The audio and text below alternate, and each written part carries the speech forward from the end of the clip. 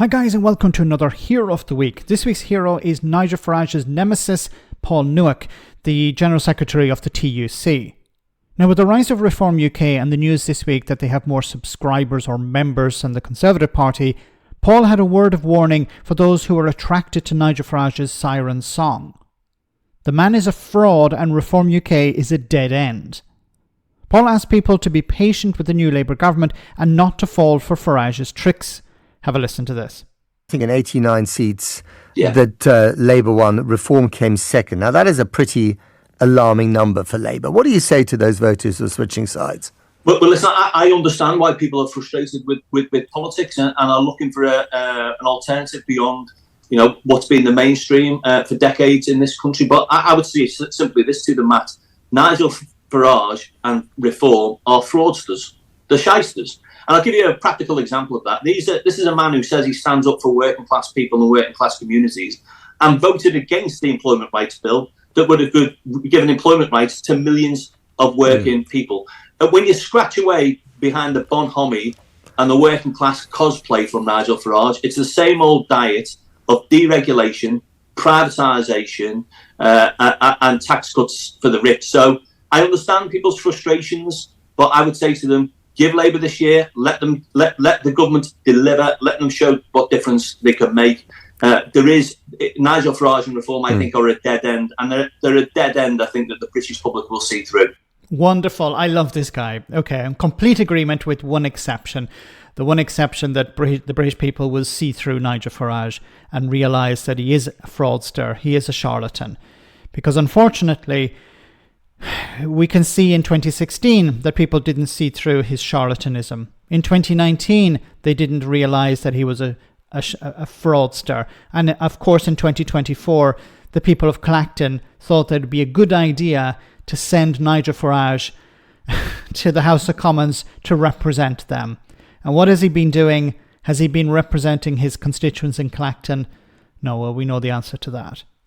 Now, what Paul is saying is here as well, when it comes to Labour, give Labour a chance. Labour have a responsibility now. They have to deliver. If they don't deliver, the public will give them a bloody nose or kick them out. Now, we're not going to see Reform UK in government at the next election, but they could significantly increase their vote, increase their numbers in the House of Commons as a direct result of what Labour is doing in the next number of years. Because if they don't deliver, if they're not able to improve the lives of ordinary people, they're going to look around, voters are going to look around and say, well, what's the alternative? We had the Tories in power for 14 years. They didn't do a very good job, to put it mildly. We've had Labour. They haven't improved our lives. This is what people will be considering at the next election.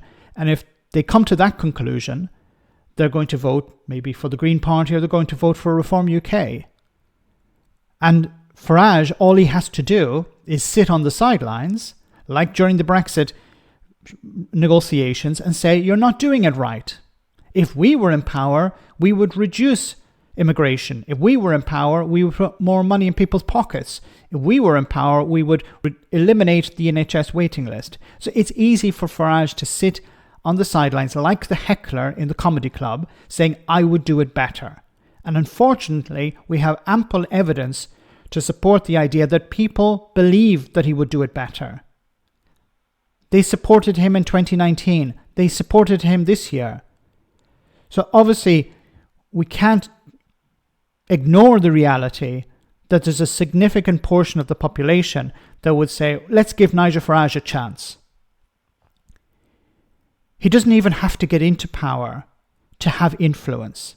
I've said this before, his entire platform, I believe, is about moving the governing party further to the right, using issues like immigration, not that he actually cares about immigration, but using it as a vehicle to move the country to the right economically, to move the government in the direction of cutting taxes for the rich, deregulation, stuff like that. That's the goal that Farage has. As was pointed out here by Paul, there was a possibility for him to vote for a policy that would benefit working class people.